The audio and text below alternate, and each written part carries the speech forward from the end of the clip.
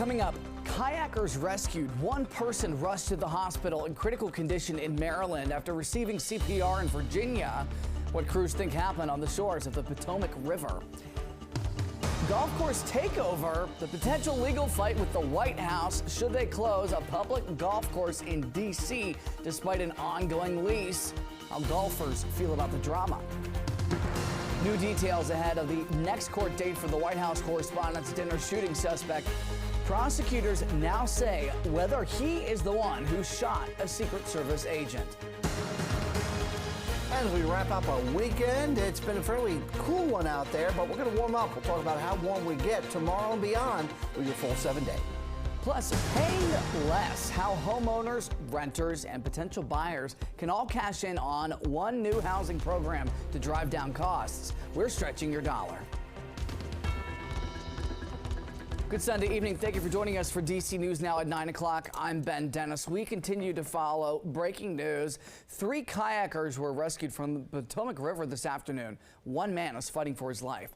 Officials say the men were separated from their kayaks after being caught up in hydraulics in the river around 2 o'clock near Great Falls, Virginia and Potomac, Maryland. Montgomery County Fire says the 3 were found on shore in Fairfax County, and crews gave one of the kayaker CPR before being sent back across the river to the Old Anglers Inn boat ramp along the C&O Canal, and that's near the towpath in Potomac, before being sent to the hospital. D.C.'s top prosecutor says the suspect in last weekend's White House Correspondents' Dinner shooting did shoot at a Secret Service agent and hit that officer, and it was not another officer who's targeting the suspect.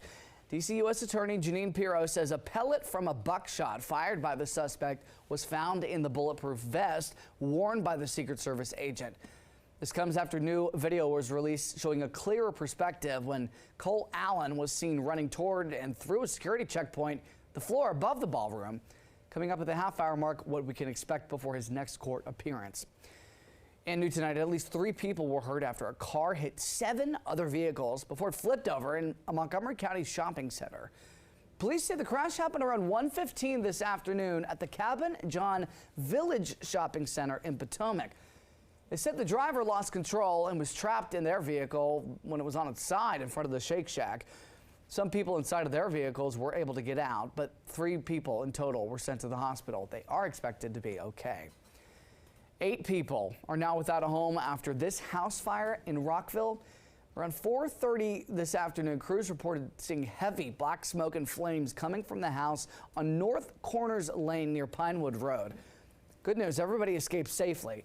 It's 7 adults and 1 child who are without a home. No injuries were reported. The cause of all that still under investigation. The man killed in early Saturday morning shooting in Southeast D.C. has been identified. Police say it's 35-year-old John Allen Williams III, who was shot several times at Langston Place in the Woodland community near Suitland Parkway. Still no word on any suspect description. Tonight, one of your top stories, uncertainty hangs over D.C.'s public East Potomac Park golf course and whether the Trump administration may take it over despite an ongoing lease from its operator. At least one legal group tonight is asking a judge to block the move that could happen as early as tomorrow. Our Dave Lavelle talked with golfers on what could be their final day at the historic course. This is tragic for D.C. This is tragic for municipal golf. People are teed off. Sunday could be the last day to play at East Potomac Golf Course. I think it's a little disappointing. Bittersweet. Rumors about the future of the golf course first surfaced Friday. News of the United States reported the Trump administration plans to take over the course and close it for major renovations. Chris Spence fears what this means for the game's future in the district. It's just going to take away golf from a lot of people. It's going to take away people that are coming into the game of golf. The administration has not publicly commented on its plans. But the Washington Post reports the Trump administration wants to build a professional tier championship course and a new Garden of Heroes memorial. Golfers said they want things to remain as they are. When you come to here, it's nice and affordable and very accessible. I think for the people that are into golf and want to come here and have that freedom to come here as a public course, it's going to take that away from them. Reports say the renovations could start Monday on a course that first opened in 1920.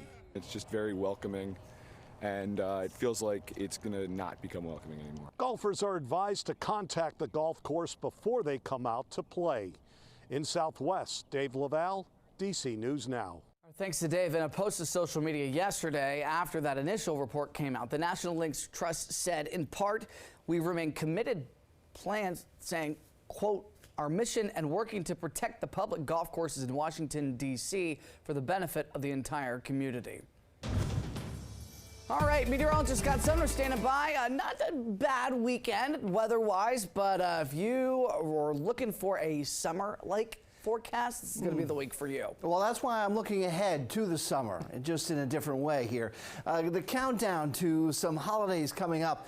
Mother's Day is 7 days out, 22 days from Memorial Day, 63 from the 250th anniversary of our independence, and then 127 days from Labor Day. Oh, yeah, something to look forward to. All right, temperatures outside right now, 58 degrees in D.C., 49, though, in Manassas, 46 over towards Winchester, and 45 over towards Luray. So varying amounts of temperature differences throughout the DMV, but we should all bottom out most likely into the 40-degree category. There will be a few exceptions. Some of the higher elevations getting into the middle and upper 30s out towards the Allegheny Front area. But here in D.C., the middle and upper 40s will bottom out, and then we'll turn the corner getting up into the lower 70s. So what about the out-the-door forecast for May 4th? As you step outside, this is what you can expect. Yeah, we've got tons of sunshine out there, and again, temperature range between 38 and 45 out towards the burbs. I'll have your out-the-door forecast for specifically D.C. coming up in a little bit, and it'll also be a little bit breezy. We'll talk all about that in the full 7-day. Ben? All right, Scott, thank you. Too close for comfort. A United Airlines passenger plane clipped a light post and a delivery truck on the New Jersey Turnpike today. Here's video moments after the plane flew directly over drivers while landing at Newark Liberty International Airport. It was a 767 that landed safely from Venice, Italy. Nobody on board was hurt, but the driver of the delivery truck, reportedly hit by the landing gear, suffered minor injuries. The NTSB is investigating. Well, the World Health Organization says a suspected hantavirus outbreak on a cruise ship in the Atlantic Ocean has killed 3 people, and it's made at least 3 others sick. Hantavirus is spread by contact with rodents or their urine or feces. It does not spread between people. The WHO says that at least 1 case of hantavirus was confirmed. South African media reports indicate the outbreak happened on the MV Hondius cruise ship while it was sailing from Argentina to Cape Verde. New updates in the Au Pair Affair murder case in Fairfax County. The man convicted of the 2023 double murder now wants a judge to set aside his murder conviction ahead of his sentencing on Friday. He faces mandatory life in prison as a possibility.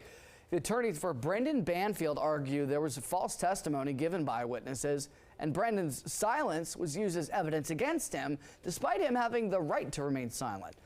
The jury found him guilty of killing his wife and another man in their Northern Virginia home in a twisted plot with the family's live-in nanny, whom he was having an affair with. She ended up testifying against him. Prosecutors now argue Brendan's legal team had the chance to push back on alleged false testimony during the trial, but didn't. In the district, some council leaders are inviting teenagers to discuss special curfew zones as some calls grow to extend them to prevent large groups of kids from loitering or causing trouble.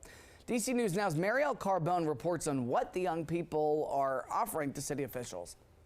It's preventing me from just, I don't know, being a kid. That's one of the issues for 16-year-old Rain to Rain, who says the city's teen curfew zones aren't productive. It's disrupting something that's not really happening. Like, I mean, yeah, there is violence and such, but I feel there's kind of saying that youth are creating all of the violence, which that's not true at all. The curfew and the solution is unacceptable. Thursday, teens testifying at this youth roundtable explaining how the zones are impacting them. When you treat teens like they're the problem instead of trying to to understand them, of course they're going to resist. And what alternatives they'd like to see. Rec centers that are like 24 hours or like 24-hour youth shelters, because a lot of kids, they aren't outside because they want to be. They're outside because they don't have a choice. We need year-round employment. We need longer rec hours. Honesty Hill is with the Trigger Project. These kids are going into these places like Gallery, Navy Yard because that's what's safe for them, and they don't feel, maybe they feel like the neighborhoods that they're living in isn't safe, so that's where they want to go. They will be able to tell us what they need. The roundtable comes as D.C. Council prepares to vote yet again on emergency legislation allowing for the zones. I think what has happened over the past year is a lot of finger pointing and back and forth. It feels as though there's this knee-jerk reaction to simply say we either have a curfew or we don't. And one of the alternatives that Parker is looking at is holding social media companies where these teen takeovers are promoted civilly liable. Reporting from the Wilson Building, I'm Marielle Carbone, DC News Now. Our thanks to Marielle. Happening tomorrow and right before noon, D.C. police are honoring fallen officers in the 47th annual Washington Law Enforcement Officers Memorial Service. For that, D Street from 3rd to 4th Street will be closed for the event, as well as on Indiana Avenue from 4th to 5th Street. In Virginia, Fairfax County Police and firefighters faced off in the 5th annual Battle of the Badges hockey game. This is pretty cool. The game was held as a fundraiser for firefighters who've lost their lives in the line of duty. Organizers say this year they honored firefighters from Virginia who died from cancer, including possibly from what they have inhaled on the job. Attendees say they were amazed by the substantial amount of support for the event. Frankly, I'm overwhelmed with the number that turned out supporting us. And that just shows how important that public safety officials are to their communities. All the donations that were collected went to Firefighter Cancer Support Network and the Officer Down Memorial page. Coming up, President Trump says more attacks are possible in Iran. We'll take a look at Iran's latest proposal to end the war, potentially, and if the shipping blockade will end anytime soon. Plus, a new plan to help with housing in Virginia. There's a shortage. How building with a small footprint could create big changes.